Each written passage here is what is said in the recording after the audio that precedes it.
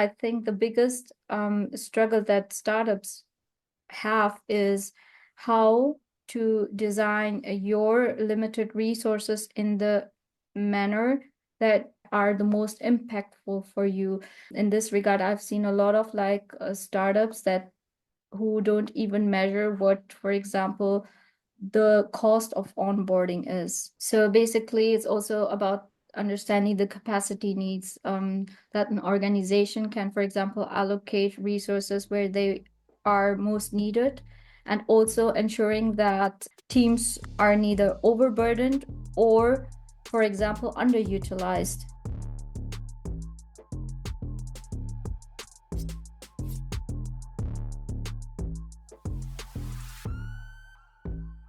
Welcome to another episode of Customer Success Talks, Real Challenges, Experts Advice, the podcast dedicated to helping those transitioning into customer success and early career customer success managers. I'm your host, Byron Toruño, customer success manager, customer success nerd, and just like you, I'm still learning about this amazing world. And today is not the exception. Today we will have another amazing guest. And this time is going to be really interesting because our guest today has a more of an academic background and even did a master on customer success and also onboarding. So imagine all the research behind today's episode. Today, we will be talking a lot about a startup environment. And we all know that there's a lot of challenges going on in a startup. There is also an enterprise, but the challenges are completely different. And today, that's why we have our guest today, Taskeen Iqbal. Taskeen, thank you so much for your time. And I'm super curious to hear what you're going to say about today's episode, because we will be focusing a lot on the onboarding side, but there's also a lot of more challenges, not only onboarding. And I would love to start by asking you if you can tell us a little bit about yourself, if you can tell us who are you and all the amazing research that you have been doing, because that's actually how we met. So, hello everyone. My name is Taskeen Iqbal. So basically, I did my bachelor's and master's here in Germany at the Ruhr University of Bochum in management and economics, and then I started working as a student assistant at the chair of innovation management at the Center of Innovation, Entrepreneurship, and Transformation. And then I started working as a research assistant at the mechanical engineering faculty at the chair of industrial sales and service engineering, where I did my PhD on customer success management with a special focus on customer onboarding. So basically, the experience that I have now on onboarding is based on the research I did. I interviewed a lot of customer success professionals. Around 53 by now on the topic of customer success management in general, and then afterwards, especially on customer onboarding. Yeah. Tasken, I said master. I'm so sorry. What's your PhD? It's just It's for me, master is already too high to even think about a PhD. yeah, it's basically PhD, but I think it's a really important point that you raised, because I think there should be master programs on customer success management. Mm. That's a valid point. Currently, I'm just doing my research on customer onboarding and customer success. And during my PhD, I discovered that there's so much room and space for also establishing a whole master on customer success management. So yeah, I mean, you're actually right. it's just you by doing this, it's also good. It's a start. It's like there is already a need. There's already curiosity out there for people to actually focus their PhD and hopefully in the future their master into customer success. Why did you decided to do your PhD in customer success? What motivated you? So basically, the chair where I work on is called Industrial Sales and Service Engineering. So we focus on the area of B2B, and in order to discover a research topic, you have to also read a lot of research articles, so a lot of papers international like research studies, and there was an editorial on customer success management where they said we need more research into this direction. It was a Mm. paper by Holstein et al. And they said that we need more research into the direction of customer success management. And when I read this paper, I was like, wow, that's really interesting. Previously, my research focus was on platform-based business models. I interviewed there also some yeah, companies, firms, and they said we can provide you data for doing your research, but you have to focus on one area, which is customer success management. At that time, I thought like, what is customer success? So I was ready to do my platform-based research, but then I discovered customer success. And then at the same time, I was working on a project with a startup, and they realized after like 2 years of work that we have to introduce a customer success department because it's necessary for the tool that they're offering to have a customer success department. I was like, I'm at a point where like every direction is saying to me customer success, customer success. What is customer success? And then Yeah. I started digging deeper into that. I was mesmerized by this topic. I was like, wow, this is really, really interesting. And it became a passion. And then I started doing my PhD on yeah, this particular topic. Yeah, and I understand the part of everything start like everything that you see start being customer success. Everything you hear was start to being customer success, because that happened to me as well when I was that was transitioning into customer success, right? That I got into know what is customer success, and then I noticed that okay, nowadays some people said it could be a trend, other people said it's also a business need, so it's still out there, it's still like maybe unclear, but it's like there's too much, right? And what motivated me is actually to understand my behavior as the individual collaborator in a company, but also the factors that influence the customer and the way how it's done, because then customers is like okay, there are different type of customers, there are different channels to help those customers, but I think customer success is a channel that emphasizes in a different perspective. So that's what also caught my attention, and when you reach out to me for your research, I was like, it's interesting, like a lot of people are doing it, but no one never actually studied it. Yeah, yeah, that's also because I'm here from Germany. Um, we can definitely also say that this topic in general, customer success management, is really new. So a lot of people, Mm, they okay. are using this terminology, but oftentimes think that customer success is key account management. And a lot of like startups, they don't even know what are like the activities that are necessary in order to implement like a whole customer success department. So I think there is definitely not only the need for a study program of for customer success, but also in general, I realized that there is a gap in academics about this topic, customer success. So that people get to know what it actually means, what how it is implemented, what are the challenges that firms face. Because as you said, I like the terminology that you said, okay, it's becoming a trend. But for me, the key motivating factor when I moved into the direction of customer success was I did a lot of like during my studies, I encountered a lot what sales is, you know. So I had always an impression of sales that people sell a certain product, the salespeople, and that's it. It's up to the customer to use it in a manner where they can get the most benefit out of that. So I had always a not so good impression of salespeople. But when I started digging deeper into the topic of customer success, I tried to understand what customer success means.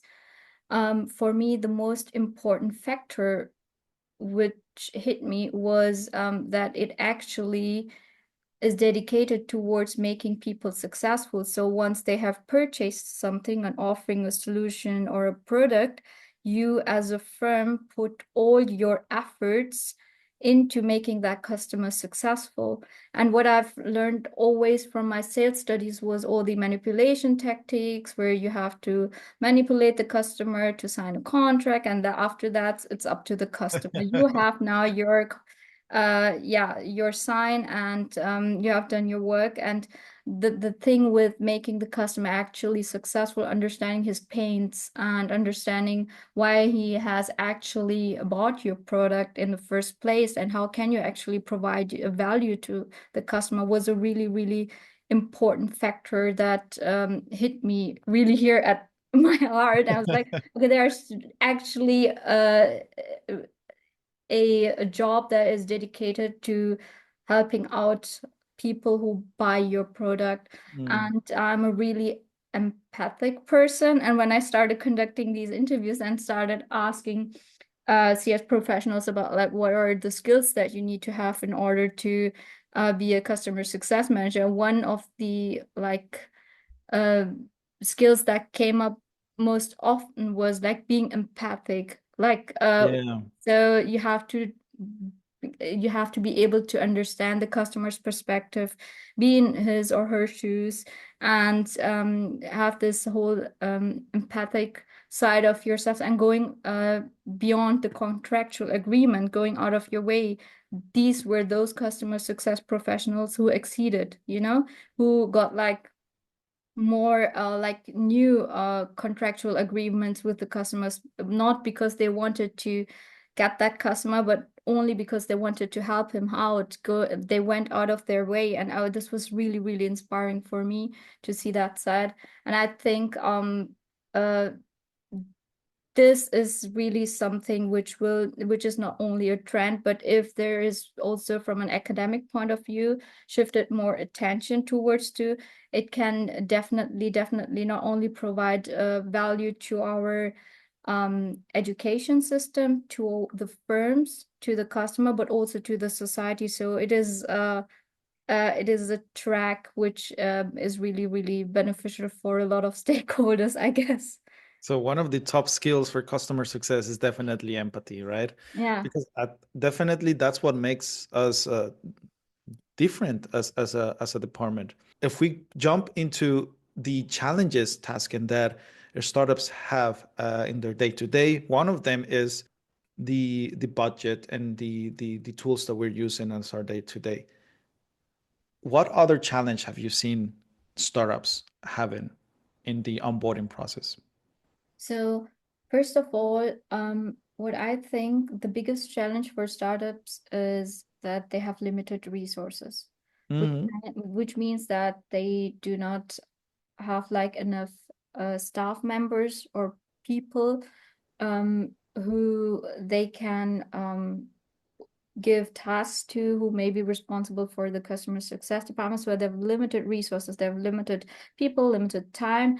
And based on these limited resources, when they introduce customer success, they start doing everything. So within startups, everyone has his hat on for everything. So you basically, a person who is also doing customer success may be doing like a lot of other things at the same time, which means that we don't have like clear structures, clear procedures, and like structured approaches to customer success activities or customer success.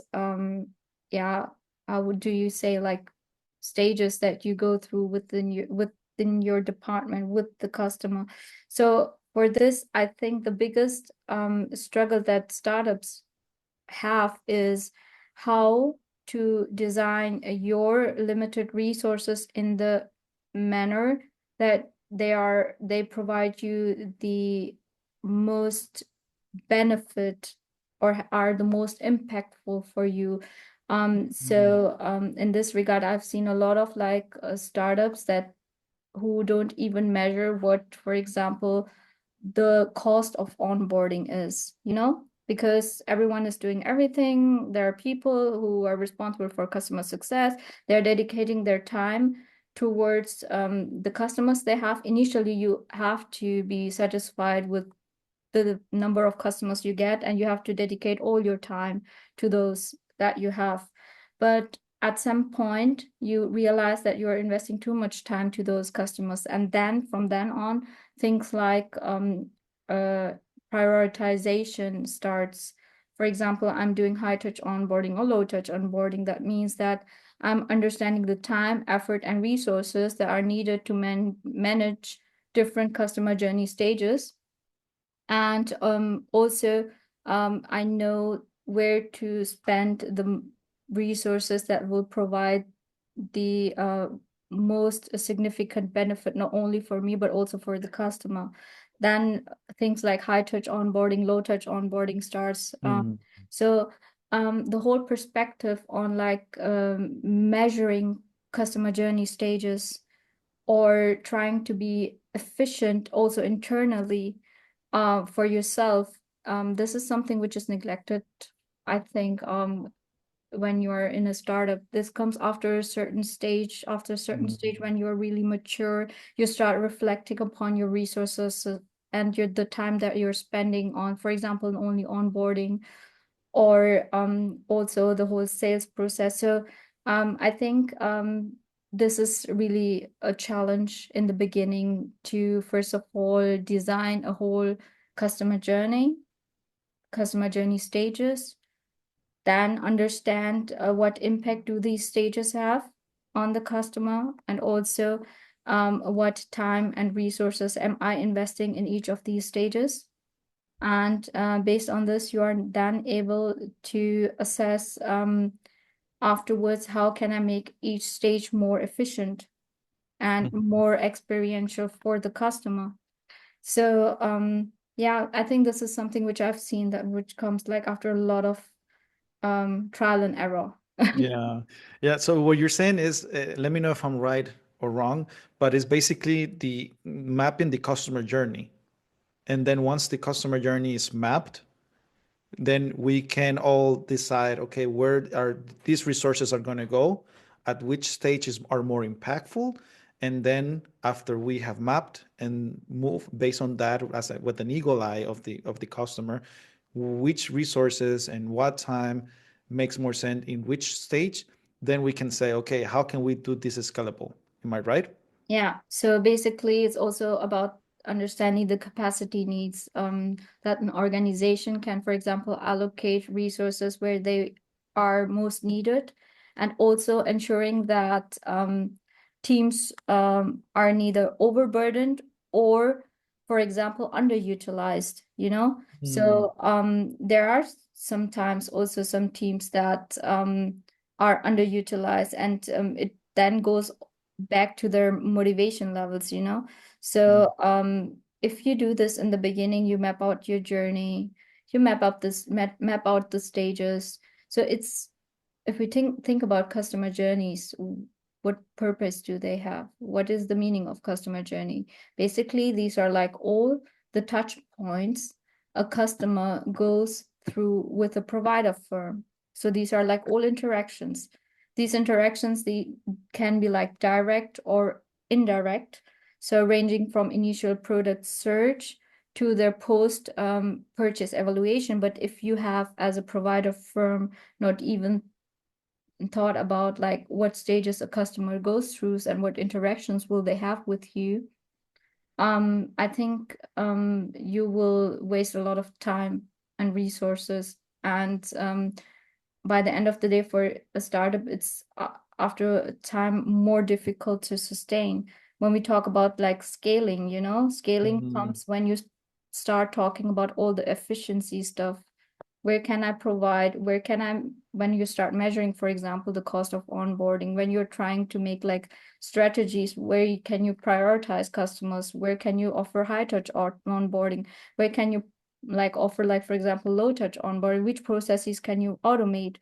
After that, the whole scaling stuff starts, you know? So that's why I think it's really, really important for startups, especially. And this is what I discovered through the interviews, that most of the time, if I have interviews with firms who have like an established customer success department and they're really mature, also those firms, like big firms, They have like clear structures, and they always think about efficiency, think about measuring their processes, thinking about the costs, and thinking about what time they're spending and resources they're spending at each stage. And when I talk to startups, I realize that this is something which is not prioritized. This is like something uh which they do not even look at. In the beginning, Yeah. I can absolutely understand it. In the Mm. beginning, it's important to just get the customers that you're getting, and then you It's the can constant always help. firefighting. Yeah, yeah. It's the constant firefighting, exactly. I mean, in startup, it's also hard to say no to customers. And I think that that's a struggle when it comes to resources, especially for the product team and developers. Like if we are not able to say no to the customer, knowing that a no is beneficial for all the customers as well, it's just like it's gonna start adding up and adding up and adding up. But then it's also hard because each customer counts. So the priorities in a startup versus an enterprise is completely different because every customer counts and every interaction counts.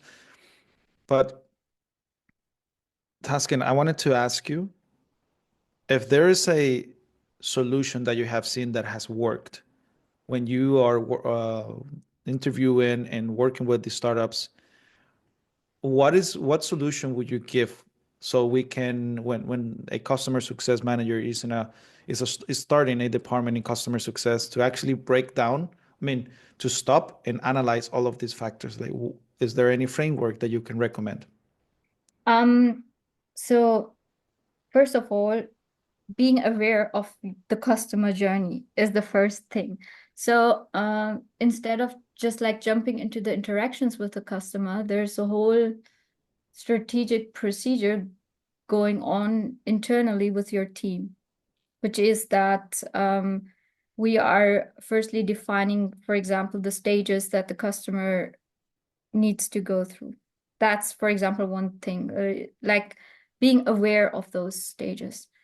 Um, because all these strategic definition of the procedure is not conducted within startups I've seen. So you don't sit down and draft journeys, think about, reflect upon like how is the customer experience, how might the customer experience? Because if you do so, you're able to predict a lot of things already. Hmm. You know what I mean? Yeah. So it is easier for you to go into conversations with the customer because you know that in this touch point or in this interaction point I will have for the customer can go either into this direction or into that direction. If he goes into that direction, I will provide him with this and that. If he will go with into that direction, I will provide him with this and that. There are a lot of people who say that this is something which comes with experience. I totally agree with that. But it is not I don't think it's not a waste of time if you do it already initially, if you try to think about the processes that a customer has to go through, think about how you can provide a good experience to the customer. We always talk about like the value that we can provide to the customer. There's also experiential value that the customer receives. Hmm. The value that the customer gets through the experience that he has with us. You know, Yeah. and you as a customer success professional are able to design exactly that experiential value together with your team members. For example, if you're not overloading the customer with information, you're, for example, looking for um, sources where you can provide those informations easier instead of just in one conversation where you're over or providing like um, also like automated tools where they can have that information. So um, there are like a lot of things that you can do in the beginning before or if we think, as you said, instead of just saying no to the customer, just being aware of where is the customer heading to if he will have a conversation with me, for example. And there were also like startups who in the beginning also thought about like how are we gonna measure if the training was successful or not. Mm. So they had teams who just were dedicated towards understanding their training program, like what impact does it have on the customer?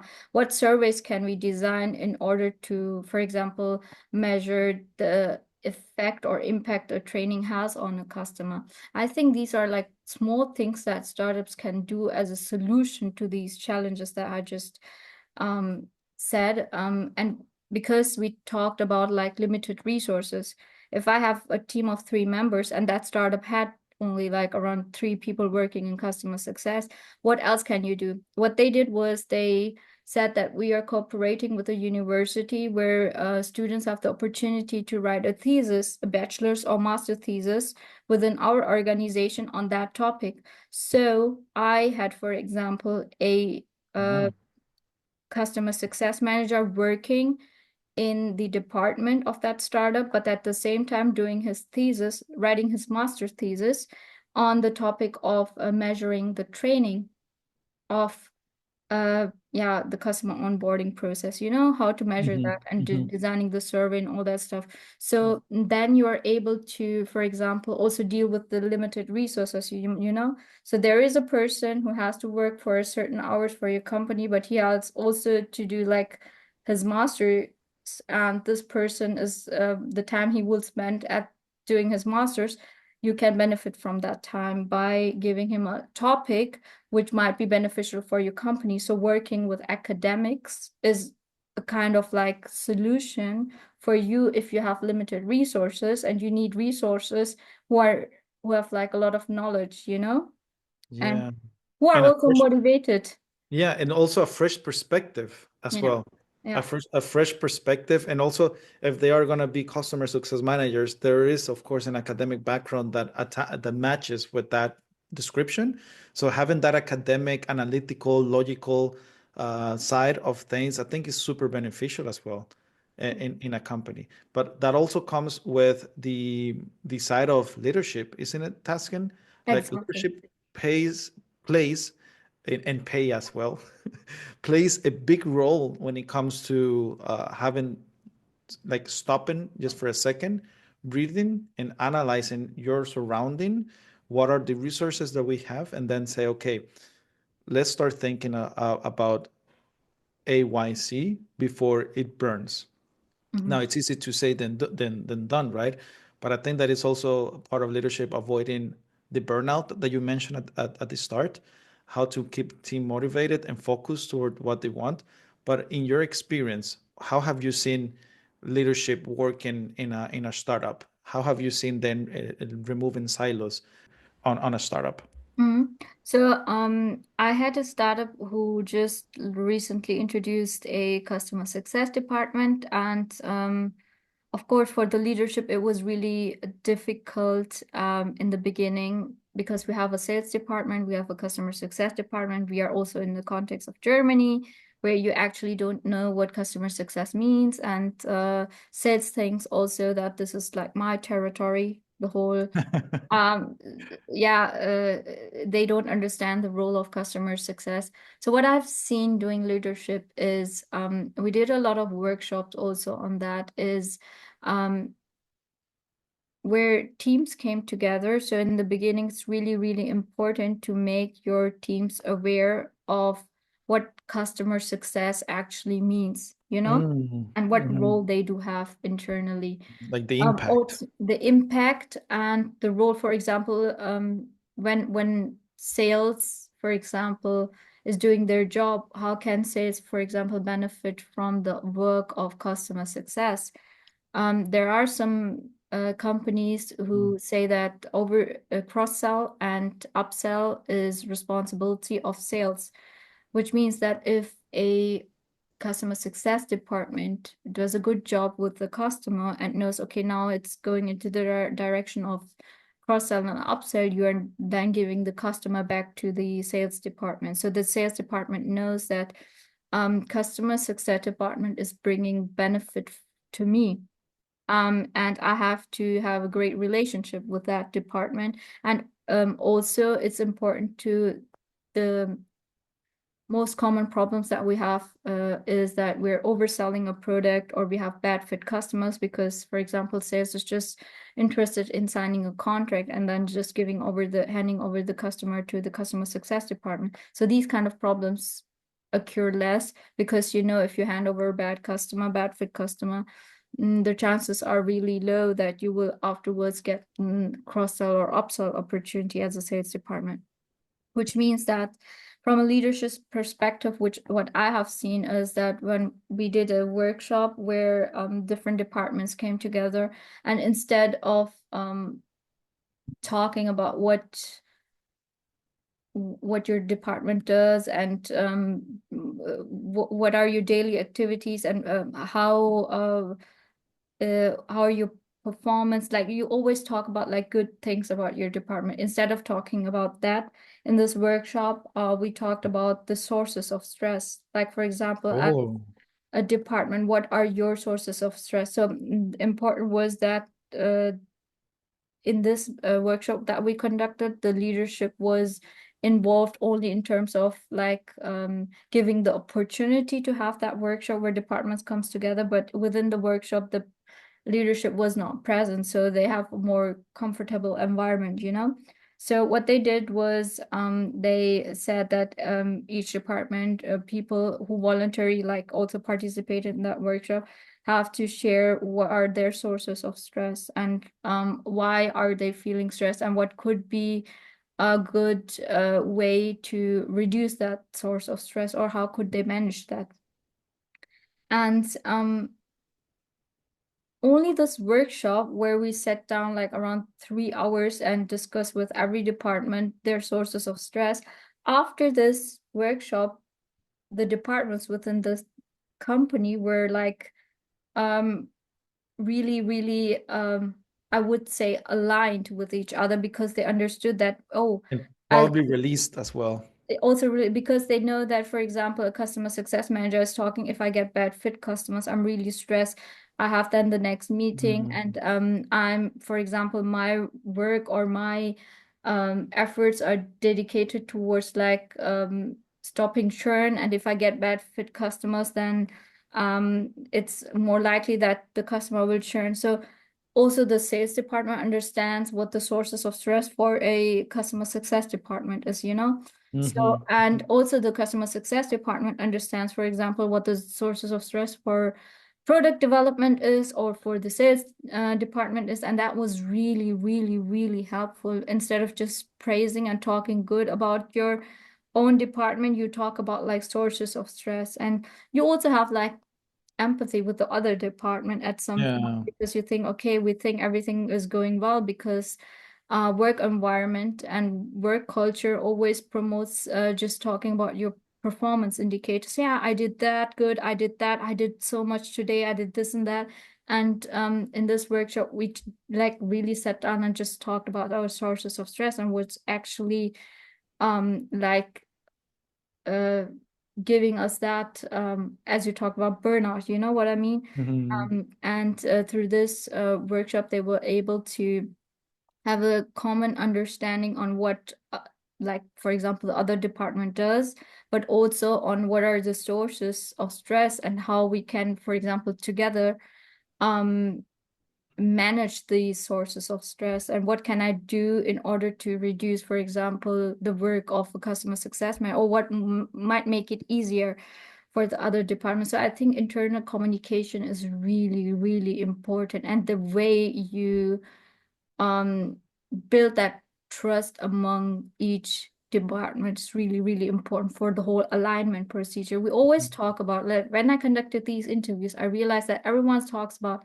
customer success mindset. It's a philosophy within your organization, but you can't have it if If not there's no every communication and no no alignment. communication, no alignment, if not every department understands the role of customer success. We cannot follow a customer success mindset or philosophy, Yeah. you know? Yeah. And I'm really curious, Taskin, to know which was the top factor of stress in that workshop. Do you remember? Yeah, so what I remember was there were things like, for example, you have back-to-back meetings from you Mm. jump from one meeting to another meeting, and you don't have the time to prepare, So do the preparation upfront for a meeting. And because a lot of jobs are remote, you are not even able to collaborate with your colleagues or just go talk to them, say, hey, I have this and that problem. So I always thought that remote jobs are actually beneficial, but they have also their negative side, which is that you cannot just go um, to the next room and ask your colleague, hey, I have this problem right now. Can you help me out with that? Hmm. So this is something, and there were a lot of things. Like the biggest issue was alignment among departments, which means that the whole communication stuff. So having more regular meetings with all the departments, and instead of just talking about the good things, also talking about like things that are not going well, and then build a consensus, like with all the people on how to solve that problem, So everyone has a part in it where he or she can say, maybe I can do this in order to solve your problem, or maybe I can. So that was really, really, I think, insightful for me. Yeah, and it's super interesting because those are a lot of initiatives that we can, of course, as individual collaborators, we can push. Definitely, like we can be proactive and say, "Hey, I'm really curious to know what the other people are doing. I'm really curious to hear their best practices. I'm really curious to learn as well and also share." So why not set up a meeting? Maybe not weekly, it could be monthly, it could be bi-weekly, depending on the urgency and what the impact of the meeting. But to avoid, of course, going through the first factor that is that there's a lot of meetings. But I think that there are tasks like if we go back to what you said at the beginning, mapping the customer journey, that could be a really good initiative to join everyone together and start Nice working idea, towards yeah. something. Also, with the voice of the customer framework, when you have established a framework where you can collect customer data and sentiment or feedback, then that's a good practice because at the end, those are tasks that we need different departments to collaborate, right? To That's start really. understanding and start moving the parts around. Yeah, I think that's a really, really nice idea. If departments come together and work on a certain task and also provide their perspective on that. So, as you said, for example, mapping out the customer journey, it's not just a task of customer success department. Journey already starts like when they first see the product. There's also marketing involved, also like the sales department involved, development department in some degree. So it's really, really nice idea to make them work to um, like have a common understanding on certain issues, and also like the customer voice program, like it will definitely show how customer data is impacting each department and how each Hmm. department can benefit from that customer data. And I think they will also then realize that the source of customer data is I think the center is definitely customer success, where most the customer data comes to. And this, I think, initially in startups is something which is overlooked because other departments don't understand the role of customer success and how they can provide like benefit to their department. So yeah. Yeah, it's just that there's so much, right? Because in a startup, there's always something going on, and there are always multiple challenges that needs to be attended. And then it's just hard to be in several places at the same time. And I think that you mentioned this at the beginning when you said that in Germany, customer success is either so new or it's just not understand yet. So I think that that's also something that can affect versus other countries where customer success has been applied already more than once, or there's like already a feeling outside, or CEOs or founders talking between them. Will you work in a startup, Taskin? Or will you work in an enterprise if you had the chance? If I would have the chance, I think I would work in a startup, Or because create your own company?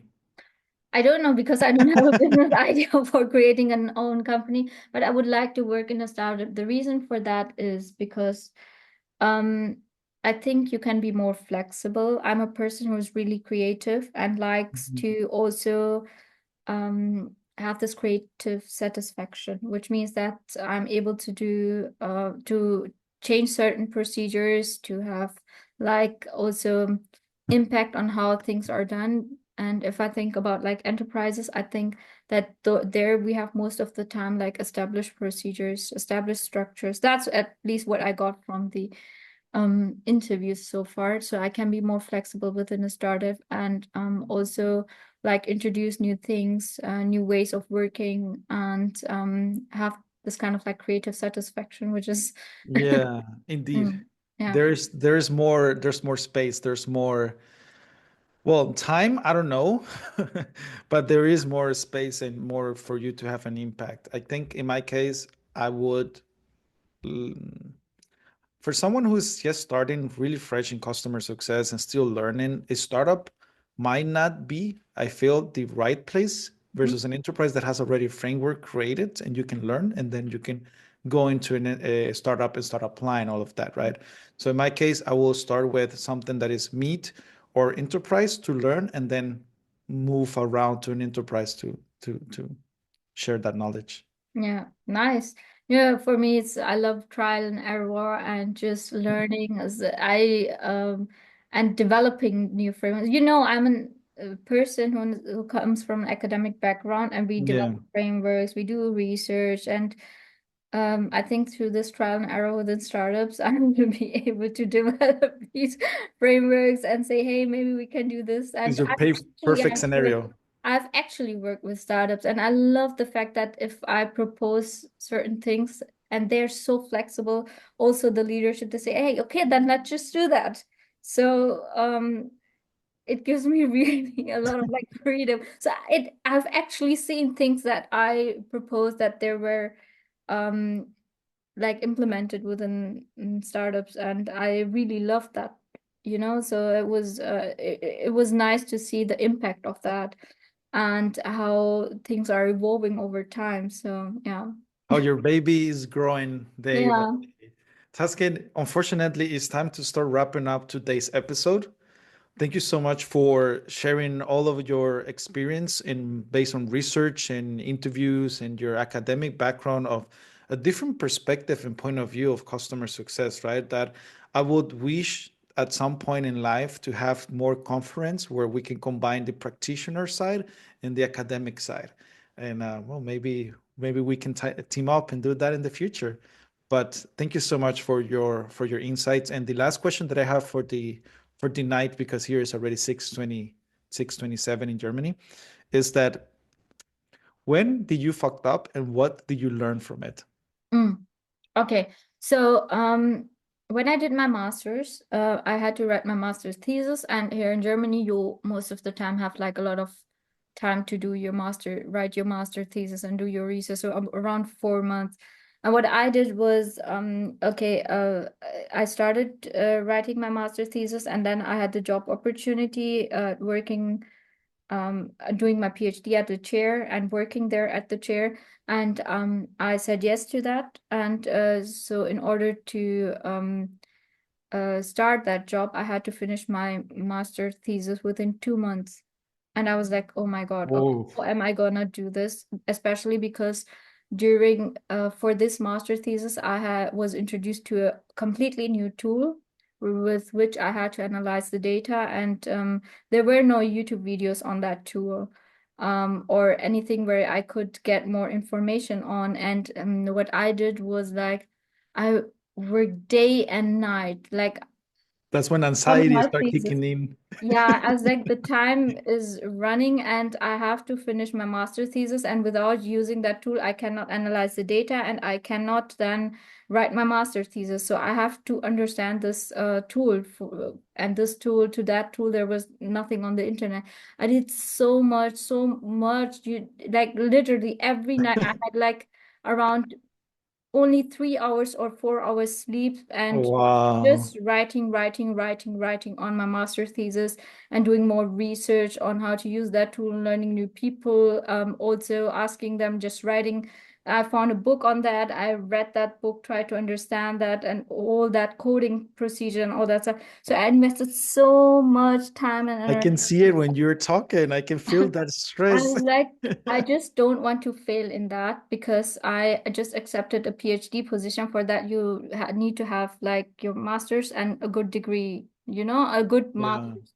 And once I finished my master thesis and submitted it, and I got the marks, I realized that for me it was enough that I finished it on time.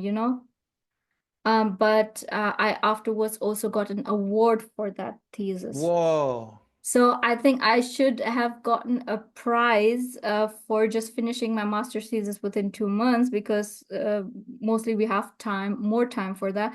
But I got the prize for what I actually did within the master thesis. So what I realized, as you said, lessons that what were for you the things that you learned is challenged my boundaries, like my Mhm. limits. And I realized that I can offer much, much more if I challenge my boundaries. And this is something where I realized that I activated a whole different side of myself, of which I was not aware of. And I think going the easy way always is not beneficial. Like challenging yourself, challenging your boundaries, and challenging of what you're capable of will maybe provide you with a whole new perspective and new side of your own skills. And that Maybe was a new really, skill. Yeah. yeah, that was something which was really, really, I think, most impactful learning for me. Interesting. Learn. I mean, challenging your limits. That's what you said, and that's also getting out of your comfort zone and adding more. Uh, in this case, more of your work and time into something that at the end is going to give you a reward. And if not, it's a learning experience. And probably in the next one, Mm, you're going to know how to do it more efficient, more quicker, and even better. yeah. This is so interesting, Taskin. I love today's episode because we were able to tackle the different challenges that startups are going through, but also listening based on your interviews and research, like how can they solve it and how have they solved it before? Thank you so much for your time, Taskin. Thank you, everyone. Thank you, everyone, for your time. And remember, keep learning, keep growing, and let's keep improving the world of customer success. Until next time.